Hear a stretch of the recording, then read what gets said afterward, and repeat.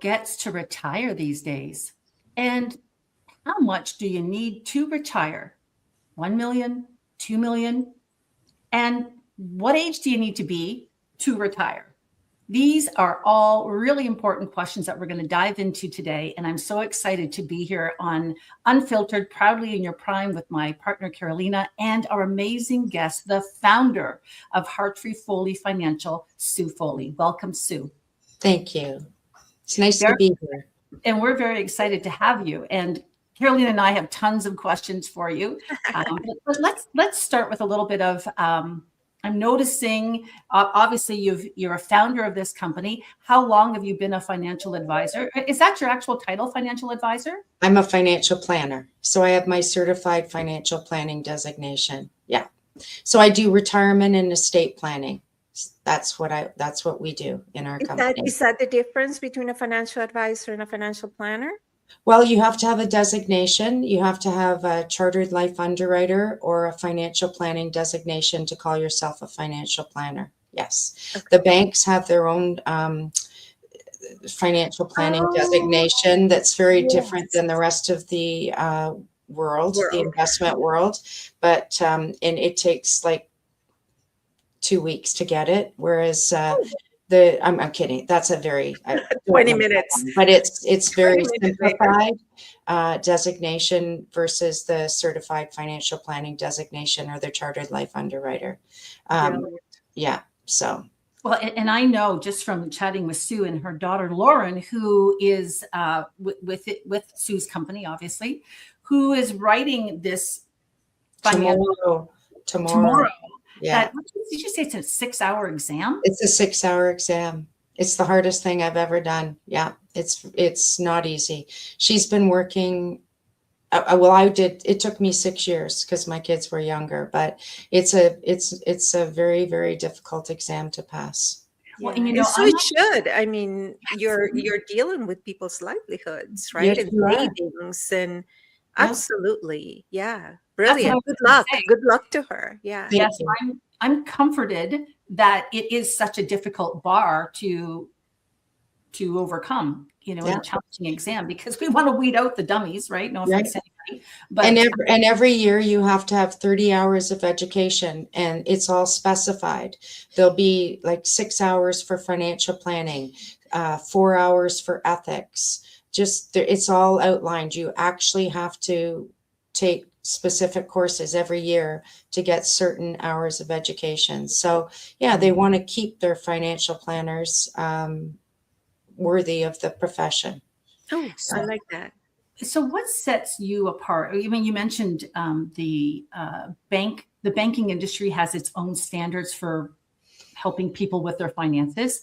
What sets you and people like you apart? If I went into you with my money situation here, help me retire sooner than later, versus going and having that service at the bank? Well, there's all different kinds of individuals in our industry, but I'm an independent financial planner. So that means that I can invest with companies like Royal Bank, CIBC, TD. I can invest with all of them. I use one investment at RBC. I use investments at TD that you would never get if you walked in a TD branch. Investments that are fantastic, but you would never get at the branch level. I love it. Yeah, I invest in companies like Fidelity, McKinsey, Manulife, strong corporations with very diversified fund managers and for very different reasons. Whereas if you probably walked into a bank today and you wanted to do an RSP, I can literally guess what you have. If you came to me and said, Sue, I'm at TD, I can literally guess what your portfolio is before you even show me the paperwork. If you tell me you're at CIBC, I know exactly what you're invested in. Okay, we're going to add that to our social parlor games. It's for compliance, right? They don't know you. I always say in my 34 years, I've I have people tell me things they would never tell another living soul. I mean, they love their family. They have concerns about their family. They have concerns about their children. They have concerns about assets going to some of their kids. They might have drug or alcohol problems. I mean, are you going to tell the person at the bank those things? Probably not. No, no. But So, you know what? Telling you the truth is like the doctor, right? If yeah, they don't tell you the truth, then how are you supposed to put the best yeah. program for them, It's right? true. I So, told both my kids when they were at university, please take lots of psychology on top of everything else that you take, because it's the most important thing I use in my business. wow. You need to know what worries people, what keeps them up at night. And I just don't think a bank employee's interested for that matter, because they're paid on bonuses and salary. And it's money in, check it off. Money in, check it off. That's Oh, how they're rewarded. So, I'm still stuck on the fact that if Carolina and I walked into a bank separately, yeah, that we would both probably walk out with the same RRSP portfolio, and we could be in two totally different situations. yeah. Like Now, that's that could change in the sense of, if you have a lot of money, they're going to put you into Dominion Securities or CIBC Wood Gundy, or they'll put you to sit with another financial person where you can get different assets, you can buy stocks. But if you literally go into the bank and you wanted to do a $20,000 RSP, you're going to come out with the exact same product. oh, So, wow. so what don't the banks tell us that or you would tell us if we were your client? I would say the number one thing is that you could protect your assets at death, probate, and legal fees. And they would tell you that you can't have beneficiaries on cash. Whereas in our industry, dealing with life insurance companies, you can have a GIC that makes the same interest rate that you could get at any of the major banks, and yet you could put your kids down as beneficiaries. Even if you're a single owner, or if you're a couple, you can still do that. And then they have investments. Actually, TD tried to do this years ago. I'm going to say 25 years ago. But when you go into a bank and you say, hi, is Martha there? And then they say, oh, Martha's moved to another bank. The banks couldn't track the education requirements that are needed to have a life license that allows you to have GICs at a life insurance company and segregated funds. So they had to get rid of that. They couldn't do it. But they realized the value of it, because if I have a client that sold their home in their 70s, 80s, or 90s, their number one thing is to give CRA as little money as possible, and to give their children as much money as possible, or charity, or whatever it is that they'd like to do. But the banks, they would never tell you that there's such an investment. Now, in life, poop happens. Mhm. And, Renee and I are perfect examples of two women at the same age in two completely different paths, right? Yeah. Renee has been married for, at least 300 years, and in love with her husband, and will live together for another 300. Yeah. Where I'm a single professional, and will remain a single professional for another 300 years of my life, right? After going through divorce, and Yeah. then, individuation from like corporate settings, starting my own business and all that jazz. So really, not all things are equal, right? Some of us, it's not that we're starting late, but we've had to We've had things happen. Yeah. reinvent it. And it's not even things happen. We've chosen different things, Yeah. right? Because things happen sounds like you just sat there and took Mhm. life as it came. But sometimes you're making choices, right? Yeah. And is having that ability to create a bespoke solution, because what you just said, that Renee and I can walk into, and it's not that we have anything against banks, but we can walk into a cookie cutter setting and come out with the same product, yet we represent complete different demographics. Yeah. It just happened that we're women same age, But right? the reason the banks do that is for compliance, right? Again, because they don't know who you are. It's easier for them to give you a plain vanilla portfolio, and then they won't get into any trouble. So if they put you into the same comfort balance portfolio or whatever it is that's low, medium risk, that's good for them, because, you know, if the markets go up, you're still going to make some money. If the markets go down, you're not going to lose a lot. So there's not going to be any trouble for them. So it's just easier for them to do plain vanilla. Wow. Mhm. You know, I was struck. I started working with a financial planner. I don't know, call it 5 years ago, maybe longer. I can't remember. And what I liked, Sue, is that it seemed like they had a number of different tools or levers at their disposal, right? So based on my age, my situation, we could turn this, pull that, you know, with insurance, we could do this and do that. And there was a lot of, there were a lot of options, it seemed. Yeah. That's just it. Yeah. When you hold different licenses, it gives you the ability to help people do all the retirement and estate planning that they need to know and do. But I mean, the other thing is like, if you ask me, how am I going to get retired? I'm going to say, let's do a cash flow. Let's do a budget and see where you have extra money, and what is it that you want to do for your retirement? Do you want to travel? Do you want to pay off your mortgage? What is it that you want to do? So there's just so many things about there's so many moving parts to retirement. Yeah. The other thing is that people don't know, and what the banks wouldn't help you with, because they really, it sounds like it's just that they don't know you. So how do they do tax planning for people that they really don't know everything about? And you may go to the bank and you may love the person you have, but they don't know about what your husband's doing or what your kids are doing. So tax planning is a huge part of retirement. So the reason people lean on banks, I think, is just the transfer of trust. Like you're already trusting them with your money in whichever way. Yeah. So, savings and growth in a financial portfolio just seems like a natural extension. But, I found out that actually banks were not even in the mortgage business not that long ago, like in the history of things. Yeah. So a bank is not necessarily good at everything. You know what I mean? Like, it's not their primary lane.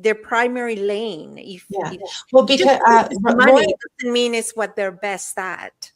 Royal Bank was the first bank, and I'm going to say, probably 3 years ago, that actually came out and said, we only sell our proprietary investments. So if you go to Royal Bank, you're only going to get the RBC Balance Fund, the RBC Canadian Dividend, the RBC US. Those are 3 examples. Does that mean that they are the number one investments in the whole market? The bank is not going to tell you that. The right investment for you. No, not even for you. Is it the number one performing investment?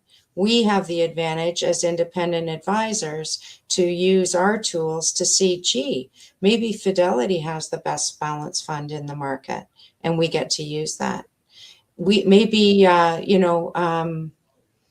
TD has the best Canadian dividend fund. We get to know that. So we can literally make a person's retirement portfolio of what we feel. And I mean, you could put 5 lawyers together, 5 mortgage consultants, 5 whoever's, and everyone's going to lend a bit of a different opinion.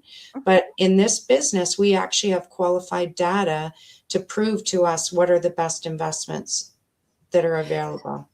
So here's a question for you. I run into a lot of this in real estate with typically when we're helping people downsize.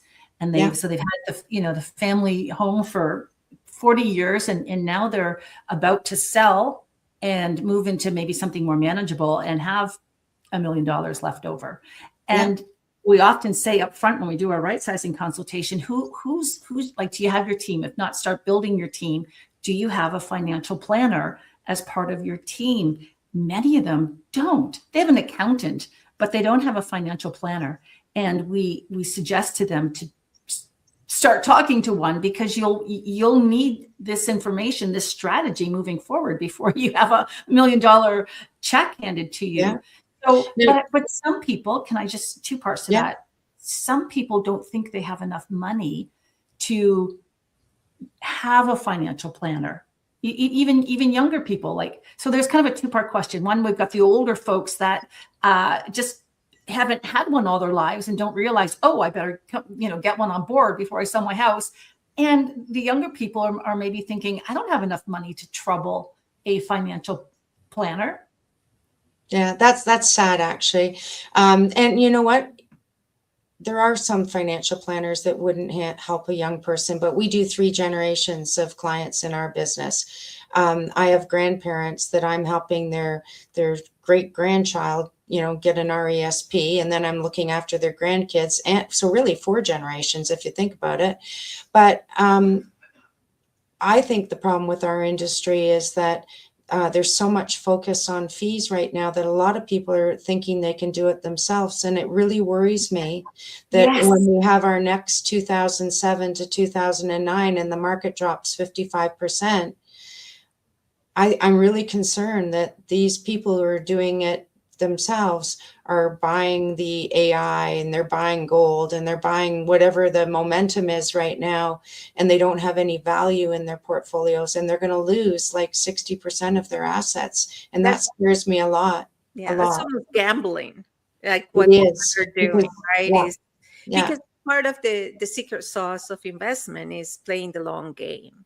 yeah. If you're constantly, moving and touching, and every single, that's a whole different ball game.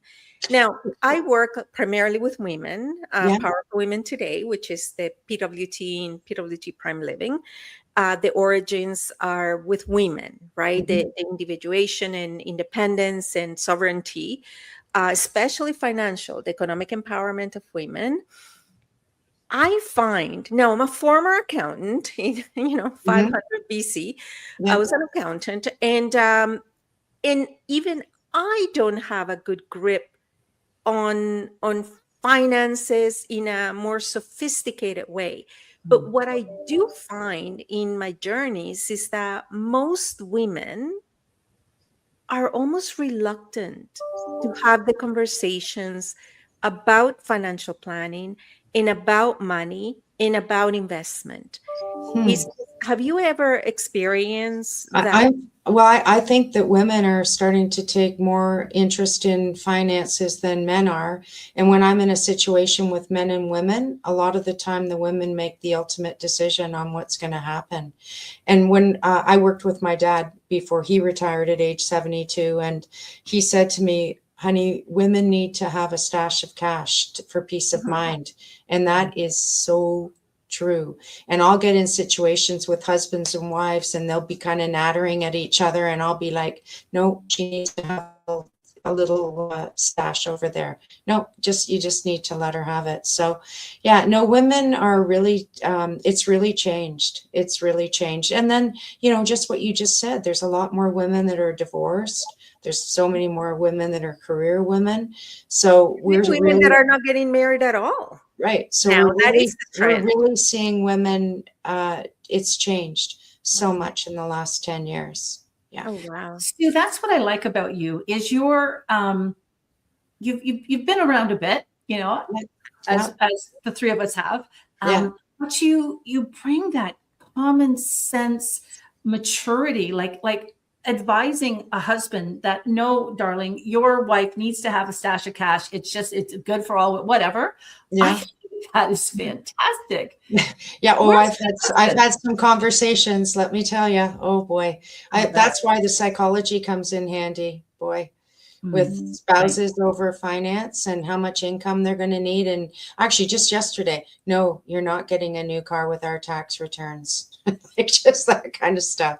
Yeah. So yeah, it's a very interesting business. So. Is it about women having their own separate finances, or having a say in their finances? Like, women want a little bit more say than they did before. They're also, obviously, they're more organized. They also are quicker to respond. So a man like invests his RSP and there's no look back at it. These are general terms, because Yeah, of obviously course. there's analytical people and there's all different kinds. But if I was to say the difference between men and women is women are really care about what their returns are. They care about what they're invested in. I find there's a lot of women that are interested in sustainable investing. They don't want to have anything to do with energy or oil or tobacco or whatever it is. Or ethical funds. I don't have any men who've ever asked me for that. Not a one. So yeah, they're different in their thoughts of what they want. Divorce has been a huge financial issue in the last 30 years in society. It's affected when people can retire. Obviously, when assets get split up, 50-50, and, you have to start again, basically buy another house or whatever it is, it's really affected women. And I think that's been a huge issue and a huge reason. Yeah, it sets you back at least a decade. Of course it does. Yeah, of course it does. So, for sure.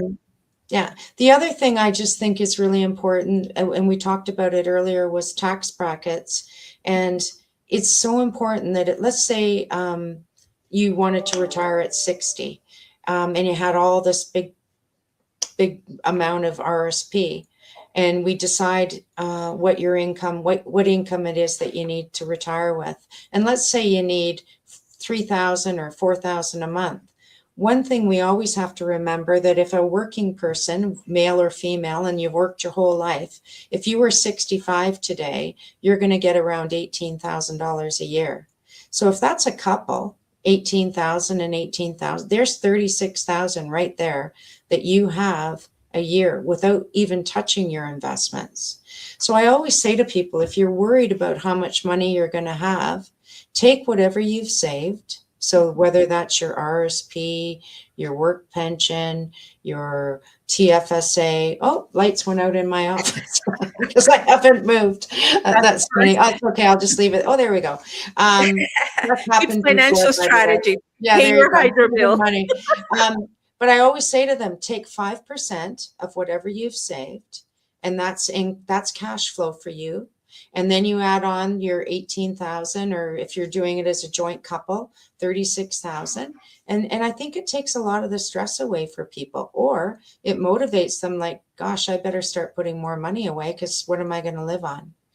And in the last 12 years, 15 years, people have been actually retiring with a mortgage, which never happened before. But now, pardon? Well, because houses cost so much, but also people took on more mortgages, right? Because the interest rates were low. So they bought bigger properties with low interest rates that were affordable. Yeah. They've had to purchase a property midlife. Yeah. But they have been able to buy a bigger property than they would have, like when I got my first mortgage, it was 13.5%. So, how big a property was I going to be able to afford back then? So that was a huge thing. So a lot of people panic about that. And then when we talk about how much their mortgage payment is, I'm saying, well, geez, $1,300 a month.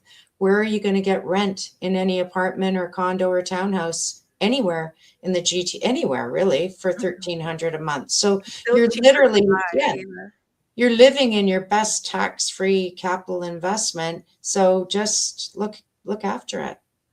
So, well, that's not what a realtor wants to hear. No, just kidding. Pardon? Oh, sorry. No. Okay, so then there becomes the point. No, I'm on your side. When you get into your 80s and your 90s, and so many people wait too long to sell their properties. And then it's sad when they have to try and go through and sell everything. And some have the help of their children, and Renee, and some don't. It's overwhelming. It's the same with divorce. It happens, back to the poop happens. That seems to be my theme of the day. I got divorced when I was 40 after being married for 20 years. So, it just seemed like a genius idea. And I'm glad, given what I went through and given what it took, I am glad that it happened then.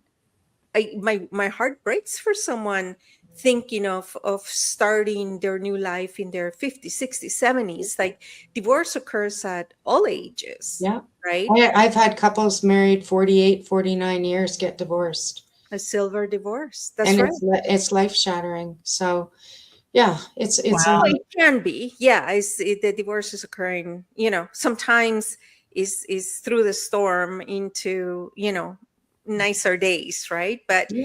it's not it's funny because with a company called Powerful Women Today, a lot of people think that I would be pro divorce or I would be pro, and Oh, if it's further from the truth. It's like, yeah. it's about being empowered and being fully living a fully sustainable life, hmm even within a couple. It's Yeah. just not getting caught in the surprise. It's just Yes. being prepared. That's what Yes. economic empowerment is. So Mhm. selling or not selling, I'm thinking exactly what you said, waiting until your 80s or, later in life. It's got to be a more difficult move Yeah. at that point, It's right? very hard.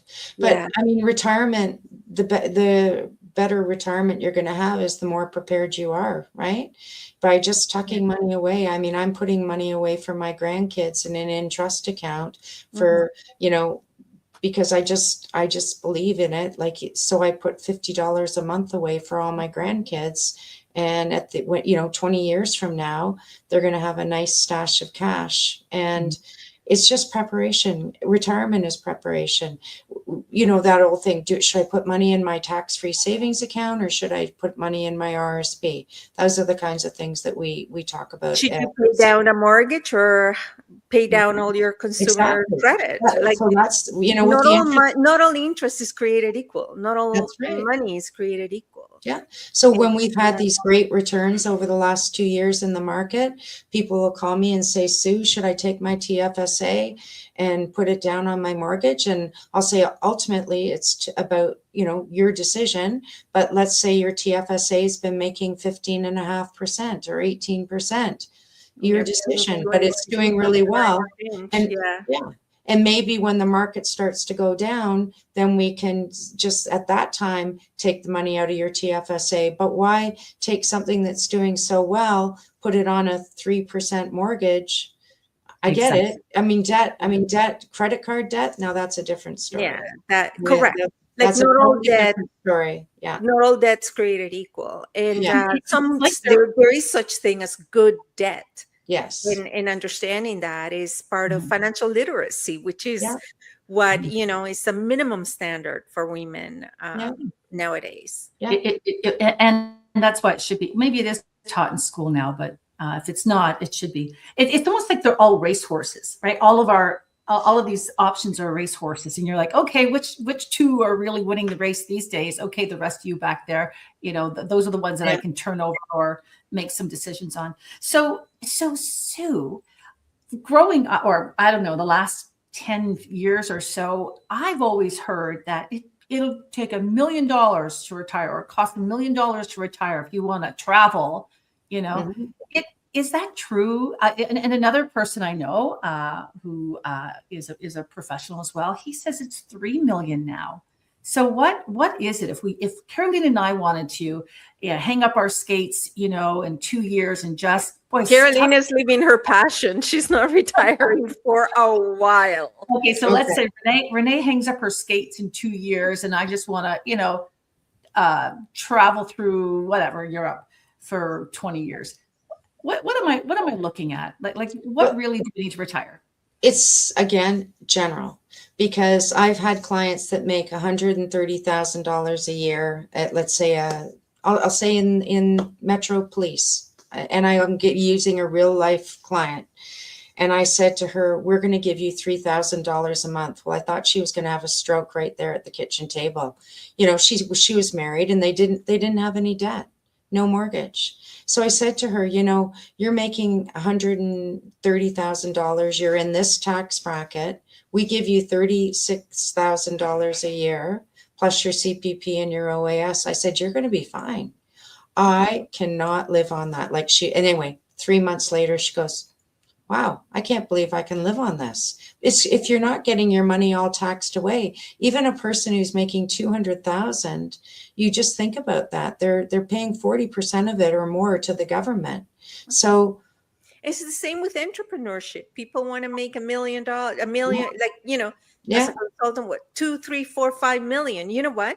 By the time you need to support the infrastructure to run that size of business, yeah, you might as well just have a private practice with a couple of $100,000 and walk away with less headache, less less problems. was, You know what I mean? A yeah, lifestyle yeah, enterprise, yeah.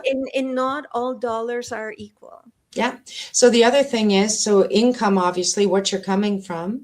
But the biggest thing is what we talked about is if you don't have any debt in retirement, your cash flow needs are not as high as somebody who's going into retirement with a mortgage or owes money on their credit card or has leases on their cars. I mean, I it's so funny. I can almost pick people out that are, I'll give you an example of one lady who wanted to retire. And I knew it when I walked up to her door. I just knew that she was a spender. She was just beautiful, but I just could look at her and I just knew that she was a spender. And, we talked about her income needs. And I said, I don't think you have enough money to retire right now because of what you're telling me. And I said, do you do a lot? Like we always say, Shoppers Drug Mart, LCBO, going out for dinner, and Starbucks and Tim Hortons. Those are 4 huge areas, especially women. Men are bad on Amazon, but women are bad on those 4 things. And she goes, oh, no, I don't overspend like that. Anyway, I needed to go into her bank account to find some number out.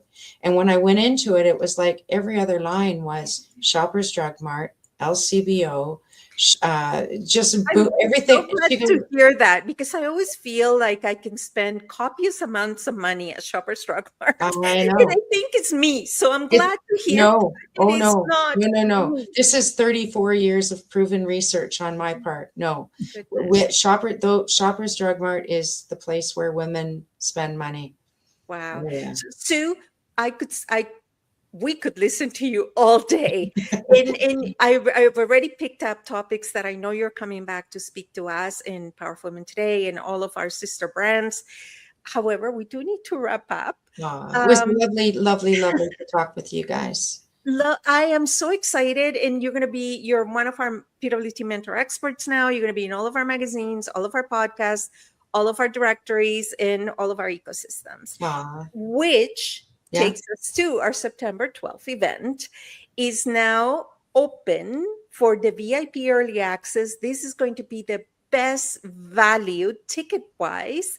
And you're going to see the links below. You're going to see all kinds of announcements and options, opt-ins on all of our channels and all of our following.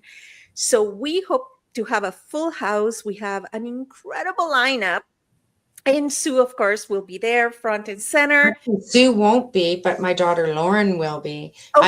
I'm at a wedding out in Golden, BC, but my daughter Lauren will be in the lineup. So we'll have Lauren back on the show so that everybody gets to know her and love her.